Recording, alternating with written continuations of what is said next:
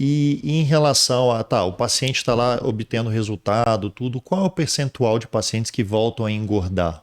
E por que geralmente isso acontece? Tá.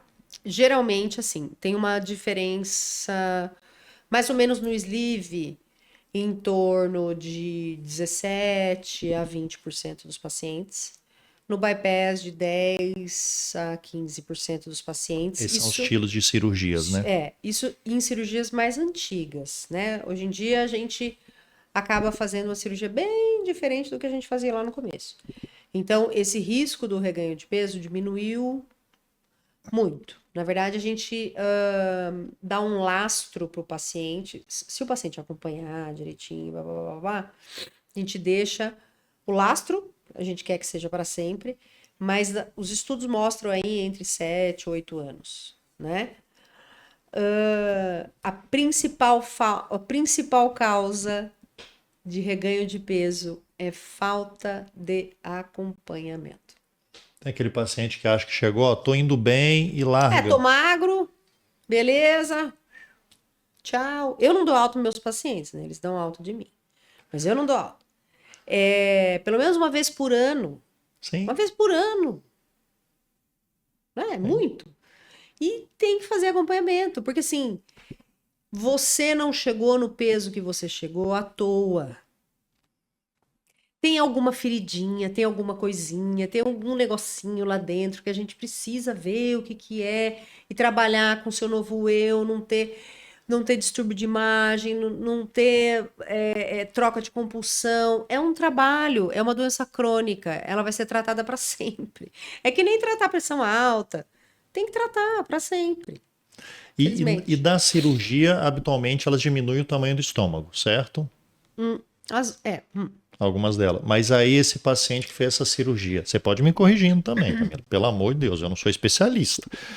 Mas pode o estômago se readaptar, aceitar. Você falou aí de 70 ml, se não estou enganado, você falou lá atrás. Esse estômago ele pode conseguir uma dilatação com o passar do tempo se esse paciente insistir em comer errado ou não. Não. Não, Engraçado, né? você está derrubando um mito. Pois é, todo mundo fala que o estômago dilata, mas não dilata. Então, aí que tá. Quando a gente começou a operar, a gente achava que realmente, a gente só de reduzir o estômago e fazer uma derivação, que era uma coisa matemática, né? Uma coisa de uma construção, assim, diminuir o tamanho, quanto entra e o caminho. Beleza. No sleeve, do mesmo jeito. Eu deixei o tubinho gástrico com 120 ml. Tranquilo. Mas não. A gente sabe que no bypass a gente aumenta muito os hormônios incretinomiméticos, que é o GLP, que é o hormônio do Ozempic. Só que não só ele.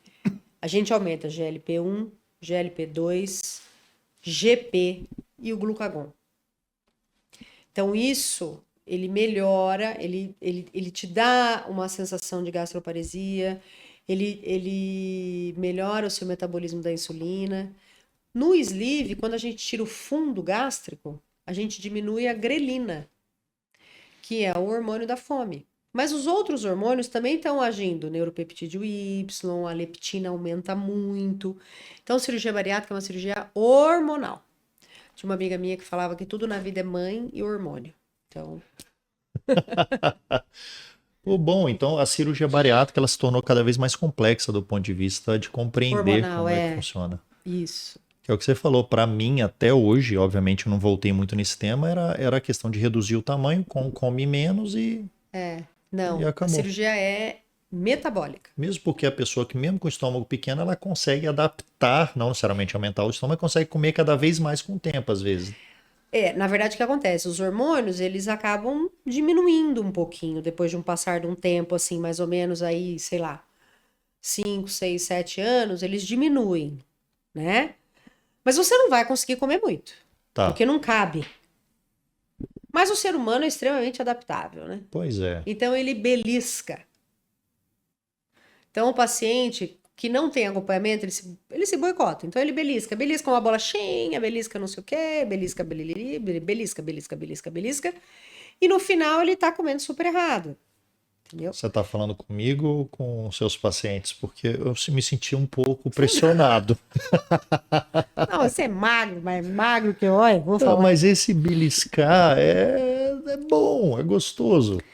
Pois é, mas geralmente o beliscar são coisas muito gostosas, de alto índice glicêmico e pouco nutritivas. É aquilo Então, prático e fácil da hora. abriu a embalagem, comeu, né? Então ele belisca. Já vou Então esse suspender o amendoim que eu servi para exato, você e amendoim. tudo. Não. Mas então eu acho que isso é um grande problema. Ele não consegue comer grandes quantidades, isso realmente. Mas as taxas hormonais, elas diminuem bem. Então, às vezes ele fala assim: "Nossa, mas agora eu sinto fome". Sim, tudo bem. Só que o que que a gente quer nesses 5, 7, 8 anos que eu dei para ele? Eu quero que ele crie músculo. Eu quero que ele emagreça e crie músculo para ele aumentar a taxa metabólica basal, para estar aqui conversando comigo e estar gastando 1.500 calorias. Entendeu? Não o contrário. Ou seja, o paciente às vezes nem. Agora eu pensando que ele perde peso de gordura, mas às vezes ele ganha em músculo, esse paciente seu. Então, às vezes, a perda de peso ruim é muito maior do que a balança mostra. Muito maior. Por isso que o ideal é a gente fazer bioimpedâncias E um sequenciadas, acompanhamento a longo prazo. acompanhamento, e aí aumentando. Porque assim, por exemplo, essa minha paciente que tem 13% de gordura, ela nunca mais vai reganhar peso. Não dá. É muito músculo. Ela tem uma taxa metabólica basal de quase 2.000 calorias. Então, assim, ela até pode comer, entende?